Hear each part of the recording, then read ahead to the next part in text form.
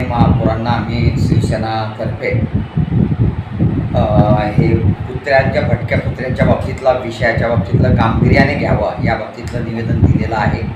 त्यावेळेस माझ्यासोबत नगरसेवक गणेश भाऊ सोनवणे, ॲडव्होकेट पोकळे, नंतर दुसरे हर्षल मावळे नगरसेवक आणि देशमुख मामा, गजानन मामा इत्यादी आम्ही नगरसेवक होतो आणि त्यांच्या लक्षात आणून दिलं की जळगाव शहरामध्ये काय परिस्थिती झालेली आहे। पिसळलेल्या कुत्र्यांची संख्या मोठ्या प्रमाणावर झाली, चावा मोठ्या प्रमाणावर घेतला जातो आहे। एका दिवसाला 35 ठिकाणी चावा होतो आहे।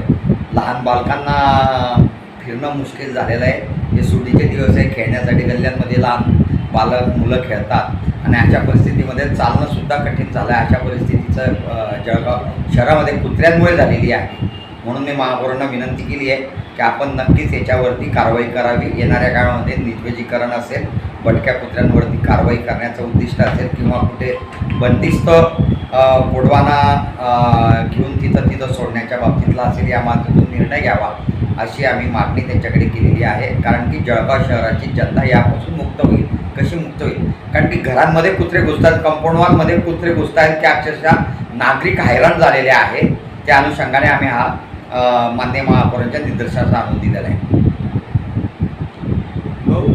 नक्कीच होत नाही आहे। निर्जलीकरण जी एजन्सी आतापर्यंत करते आहे त्या माध्यमातून समाधानकारक काम नाही आणि आता ते कामच करत नाही आहे। त्यामुळे असं झालेलं आहे की या कुत्र्यांचं प्रमाण मोठ्या प्रमाणावर वाढलेलं आहे आणि त्यांना पकडण्यासाठी सुद्धा कोणतीच यंत्रणा आपल्या महापालिकेत नाही। त्या अनुषंगाने नक्कीच या माध्यमातून माननीय आयुक्त महोदय आणि महापौर यांनी या गोष्टीकडे लक्ष द्यावं आणि येणाऱ्या काळामध्ये पूर्ण जळगाव शहरामधनं या भटक्या कुत्र्यांचा बंदोबस्त करण्यात यावा।